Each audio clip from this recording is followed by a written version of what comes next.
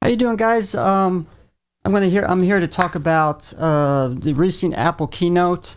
Of course, them releasing the new iPhone 5s. Of course, it's not going to be on sale until a little bit later this month. And some of the biggest hardware and software changes: Touch ID, a new processor, and a brand new coprocessor, better eyesight camera, and they talked a little bit more about the iOS 7. Now, we know this is, like I said, not a major upgrade or update to the phone. We're not probably expecting that until maybe the iPhone 6. So these are minor hardware changes and software so far. Now, I believe they're one of the first cell phone manufacturers to use a 64-bit dual-core processor. Some of the obvious advantages allows you to gain access to more than 4 gigs of memory. On a cell phone, you're not really going to worry about that, but probably going to be used for other things. Of course, the A7 processor, which is going to be twice as fast as the iPhone 5. Now, what is new, it is using a new M7 coprocessor chip, and which is going to be used for motion sensing, which it can actually run even when the phone's in idle and the screen is off. Now, some of the things that can use this coprocessor for is probably future health and fitness apps. This kind of that tunes it into the possibility of the iWatch that's been speculated, which I think we're going to be seeing in the future. Also, it's going to be used for mapping and GPS, because this sensor can tell whether you're walking, running, and driving. So, for instance, if you're driving in the car using a GPS mapping system and you park at a mall and then you start walking, it would automatically switch to a walking map. And when you get inside the mall, it would switch. If that mall had an indoor map, it would switch to that. So you can see how this some of the uses for this new M7 chip. Also new is the eyesight camera. It is still going to be using the same 8 megapixels. And let me tell you, folks, megapixels is not everything. I see people complaining already. How come they're not using 12? That's the industry standard now. But let me tell you, megapixels is not everything.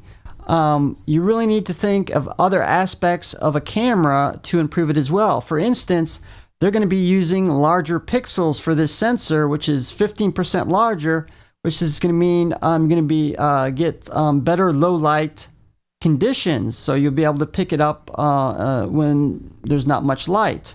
Also going to be a wider f2.2 aperture, true tone flash, which utilizes 2 LEDs, which gives you up to 2,000 different lighting configurations, because you might be in a situation you're inside a darkened room with the lights off, yet you have bright sunlight coming through the window, so you're having both low light conditions and overexposed areas, so that two-tone LED flash will help out.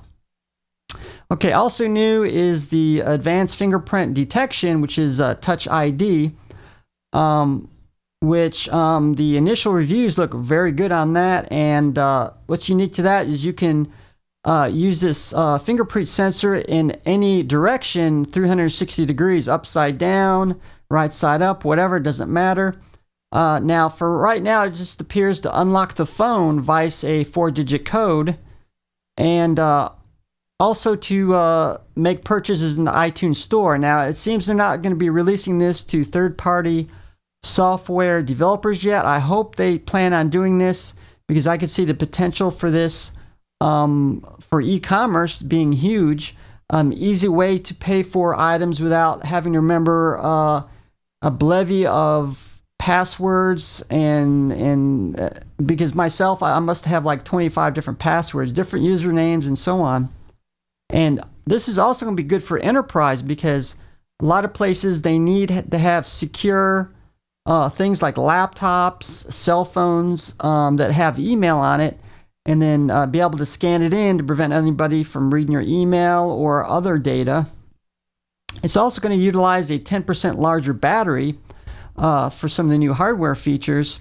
And also for any new iDevice that you buy, you're also going to get the iWorks suite for free, which has iMovie pages, or I call them iPages, and iKeynotes and so forth for iOS. Now, not included if you already bought a device prior to that, then you're not going to get that. But as always, this is just an incentive for people buying new devices, which obviously many retailers do.